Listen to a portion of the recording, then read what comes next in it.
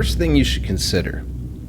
Everything you've been taught in school about the Earth, its inner structure, its chemical makeup, it's always been just a theory. Never once has the current theory of the inner Earth been scientifically proven.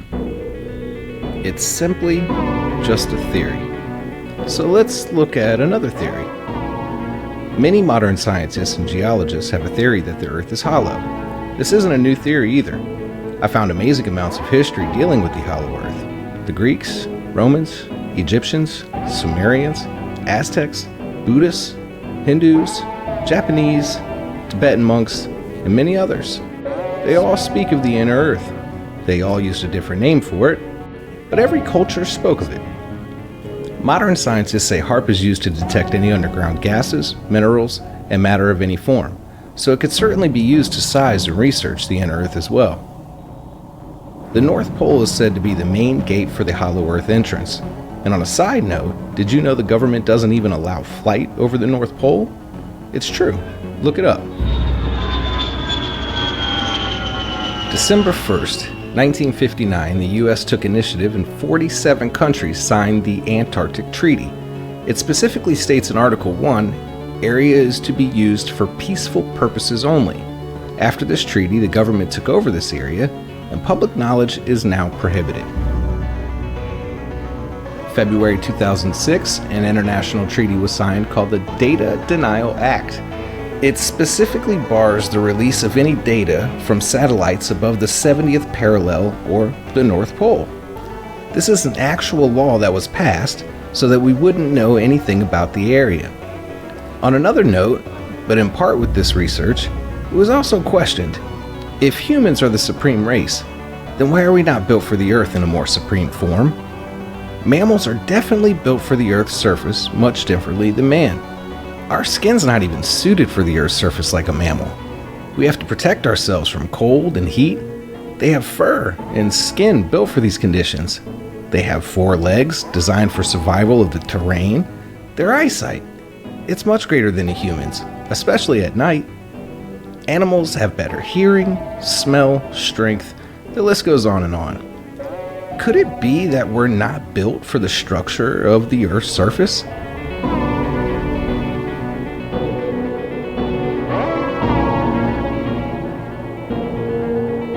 Did you know 90% of a human's DNA is the same of a mouse? And 96.7% the same as a chimpanzee? That little percentage makes a huge difference, right? If we evolved with these animals, why are we not built more like them? Maybe the answer is, we didn't. If we evolved with the plant life on the surface Earth, then why do we have allergies? And animals do not. The only difference that makes us supreme is the intelligence. Perhaps humans were created or evolved somewhere else. And this hollow Earth theory may be the real scientific explanation for evolution of man. Did you know the oldest land to be recorded on Earth is nearly 4 billion years old, but the oldest seafloor to be measured is only 200 million? That's a big difference. So why such a big difference? Some scientists speculate that the Earth is expanding, and at one point of the Earth was nothing but land. When it expanded, the land split apart, and the water from the inner Earth made it surfacing. This explains the difference in the age of surface land versus the ocean floor. Did you know sea levels over time have risen over 100 feet, and ancient cities are being found on the ocean floor? Fossils are not the results of normal conditions or natural cycles. When plants, animals, or humans die, they decay into nothing. A fossil indicates a swift burial, providing extinction-level events. Coal is also evidence of cataclysmic events. Most deserts at one point were habitable, like Egypt, for example, which proves a major worldly change. Evidence shows that deserts may be the result of sandbars once underwater. Dr. Mark D. Ewan of the Cranbrook Institute of Science found snails, shark's teeth, and even whale skeleton in the deserts of Egypt. Perhaps the Great Flood can explain this. Most ancient cultures spoke of the Great Flood.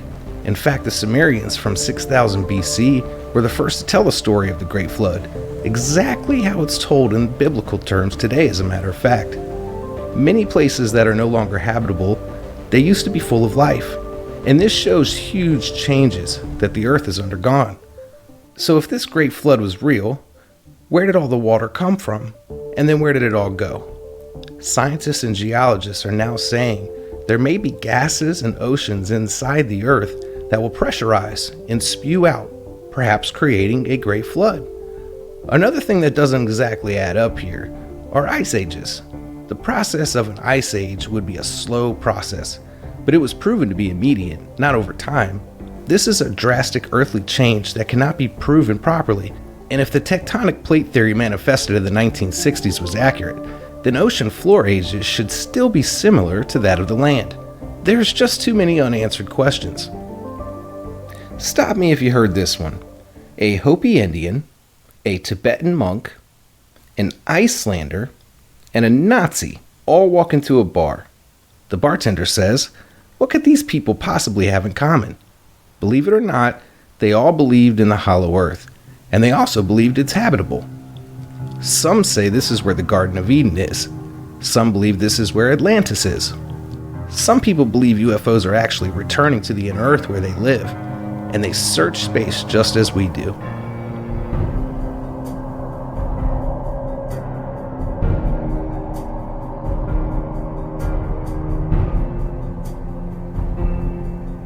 Did you know that Dalai Lama said the inner earth was absolutely real, and the Tibetan monks refused to tell of its entrances? The Tibetan monks call the inner world Shambhala.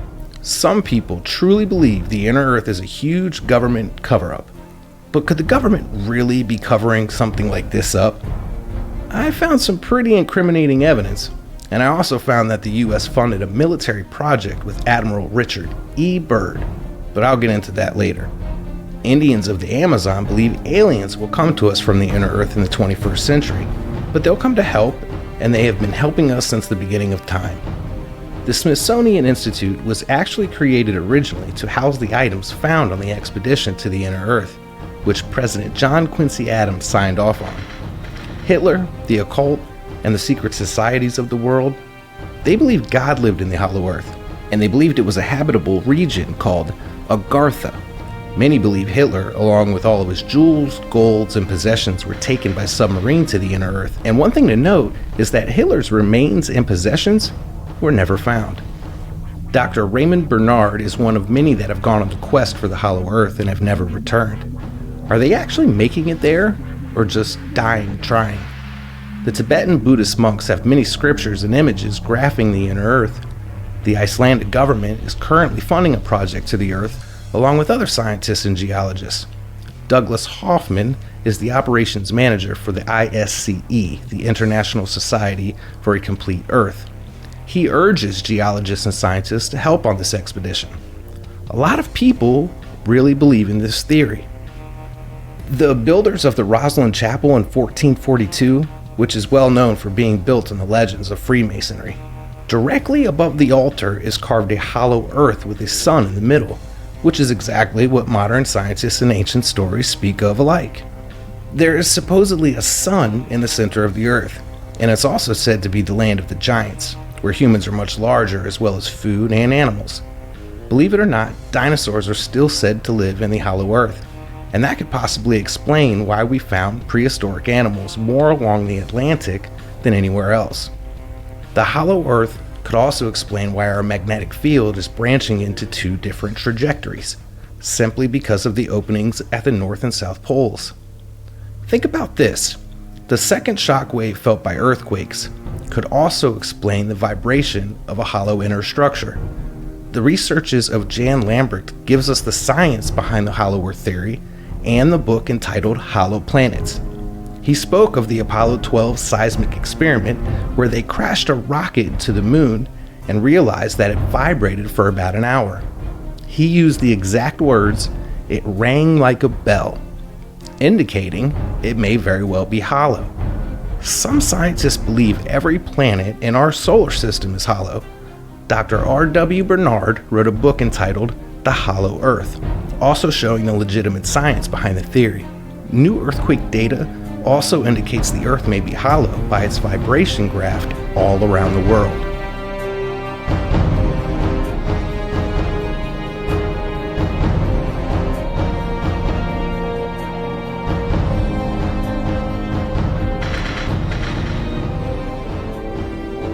Did you know mainstream scientists are now saying humans may be 40,000 years older than they originally proclaimed? Do scientists really know anything? Or are they just governed to say certain things?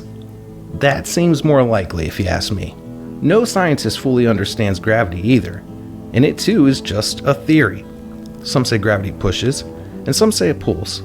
There was a mathematician named Leonard Euler who is regarded as the father of modern mathematics. He's regarded as an absolute genius. He wrote some books on physics, and he specifically wrote gravity could not be an attraction. It could only be a pressure. This would also make sense with the hollow earth theory.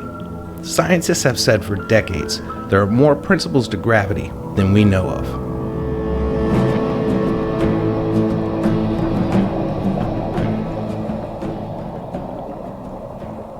There is no material known to man that can flow beneath the depths of 150 kilometers. Therefore, there should be no seismic activity below 150 kilometers. But the reality is that we're recording earthquakes over 700 kilometers beneath the earth. Recently, there was an earthquake in South America 700 kilometers deep that was literally felt in New York City. So that means there are rocks fracturing below the surface where conventional science is saying it's impossible. There are records of over 25,000 earthquakes below 150 kilometers. Another clear scientific fact is, they say gases rotating created the Earth. Well, if you have a cloud of gas rotating, the centrifugal force would cause it to form a circular layer, or crust, with a hollow center. And this would expand to a certain point, and the faster it spun, the larger it would expand. And note that the larger planets in our solar system, like Saturn, it spins faster than the smaller planets. So this all adds up with the hollow earth theory. Think about this. Did you know an atom is also hollow? It just seems like the basic concept. If you think about it, the hollow earth theory really starts to form a solid argument with just some simple science involved. Theoretically, the model of the hollow earth would work just as well, if not actually better, than previous theories and teachings.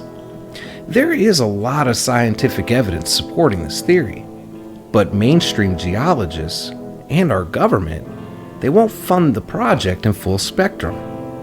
And why do you think that is? That's because the US already did it. The US funded a major mission with Mr. Admiral Byrd in the 1940s. And guess what? They found it. Byrd went on record to talk about it, and then he was blacklisted. The Arctic and North Pole are completely controlled and owned by our government. Only scientists with proper clearance can enter these zones. There's actually proof of underwater military bases in the Arctic where this opening would be. You have to wonder, is this really just a coincidence?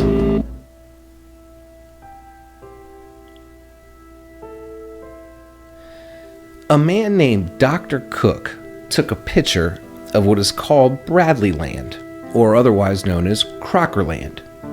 These are supposed mountains at the North Pole, but these mountains don't show up on maps. However, an American scientist named Dr. Harris had an article in the National Geographic around 1904 which proved there was something in the North Pole blocking the flow of water. He said that the way the tides moved along the northern coastline of Alaska show and explain that there's a body of land north of Alaska. And this is the reason why the tides are different in the east and the west.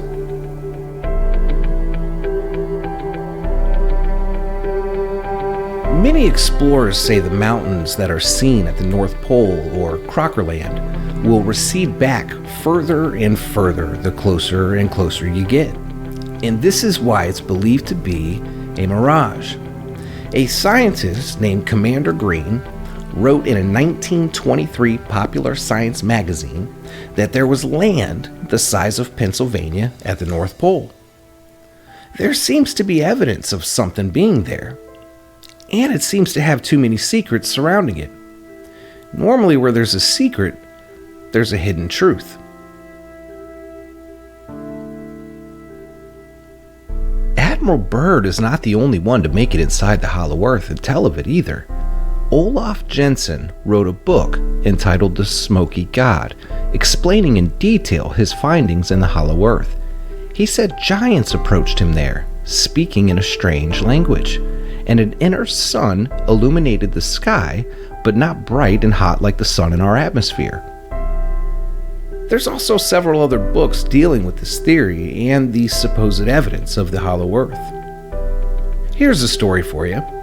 The Eskimos of Greenland said the Vikings who used to live there moved to a much warmer island that could be found by walking the North Pole for about a month.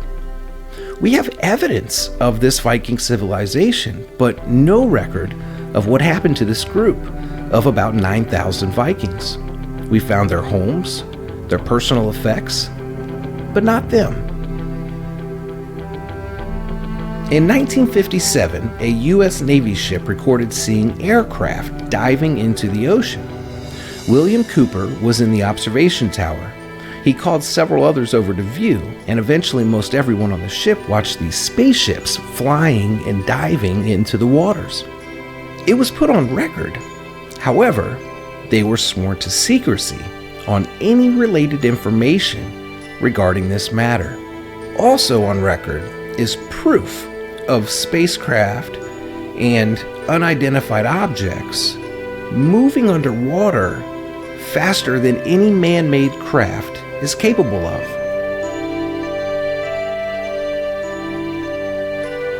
I'm going to let you in on a dirty little secret amongst paleontologists. They found that when constructing large dinosaurs, it simply didn't work. It didn't make sense in the aspects that the dinosaurs were too big to function properly. Meaning, in more detail, the tendons would have pulled loose from the bones, and the bones in the feet would have been crushed and smashed by the dinosaur's weight. An explanation for this is that something changed the force of gravity on the Earth's surface. And maybe that's why dinosaurs are in fact extinct, and nothing is their size today.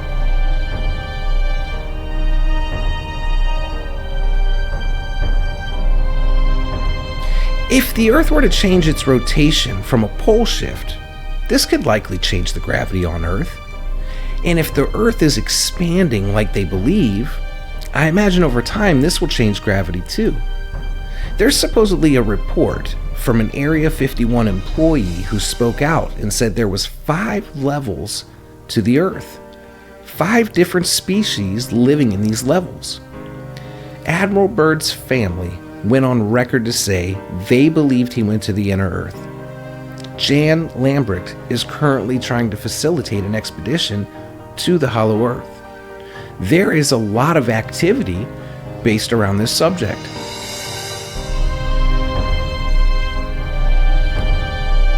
In conjunction with this theory, the unexplainable phenomenon of the aurora or the northern lights, it's said to be the sun shining from the entrance of the North Pole. And if you look at a global view of the northern lights, oddly enough, it's a circle. Again, giving the idea there may actually be a hole in the pole with an inner sun.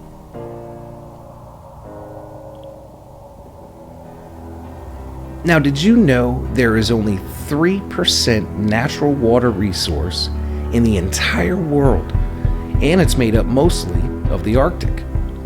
Perhaps fresh water is coming from the inner Earth. It's strange also that it would be concentrated in an area where the opening would be. Also, if you notice, in almost every photo shown of the Earth, it's not shown from the North or South poles. Based on the research of Dr. Brooks Agnew, a featured scientist on HAARP who entered the U.S. Air Force in 1973, became an electronics engineer with a bachelor's degree in chemistry, a master's degree in statistics, and a PhD in physics. He too is leading an expedition inside the hollow Earth. This is a well-renowned and accomplished individual who also truly believes that the Earth may in fact be hollow.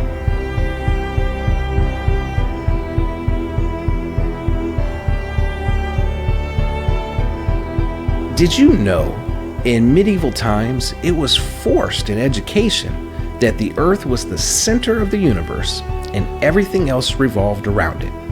This was a theory that was around for about 40 years before it was proven wrong. So is it possible that the current theory could be wrong?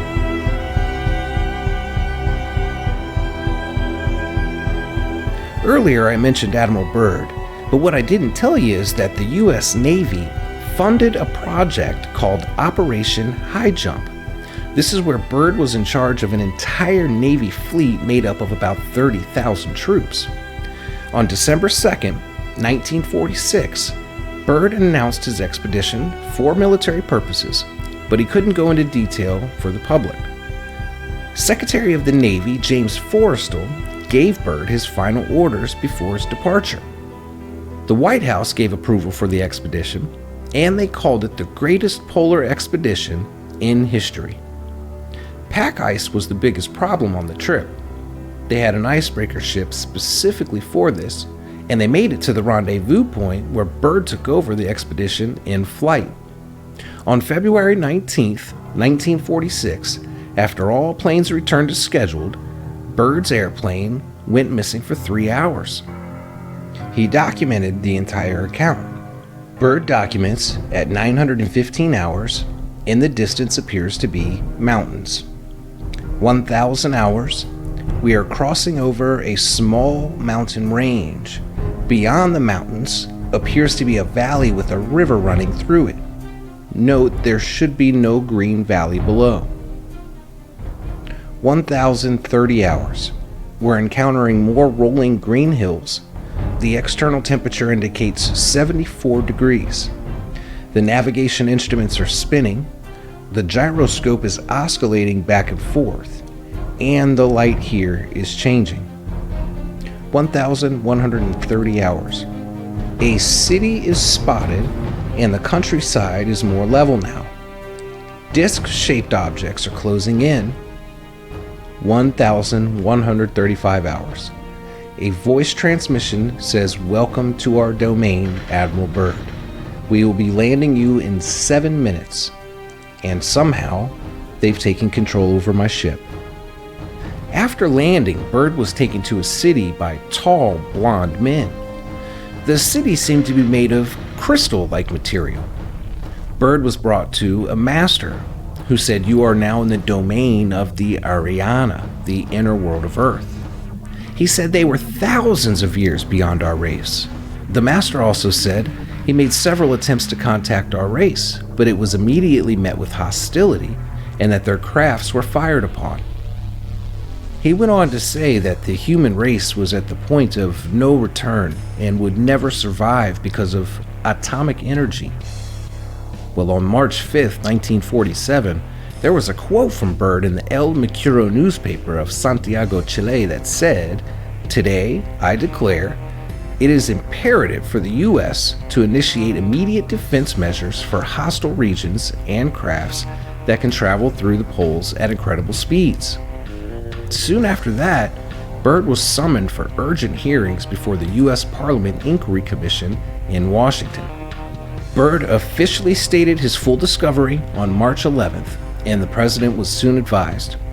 Byrd was detained for over 6 hours. He was interviewed over and over by top secret officials and medical teams. He was placed under strict control of national security provisions and ordered to remain silent. In 1949, Secretary of the Navy James Forrestal was put in a psychiatric hospital where he was prevented from seeing or speaking to anyone, even his own wife. And it was because he was telling people of the inner Earth discovery. The truth is, you can watch every major news channel and read every major paper in the world, and you may know 5% of what's truly going on. If you step outside of the box that you've been placed in, perhaps for the very first time, some of the most undeniable findings are hiding in plain sight. So could this theory be real? Sure. Scientifically, is it possible? Yes. Is there evidence proving the theory? Yes. So it is absolutely possible. But the question is, do you believe it?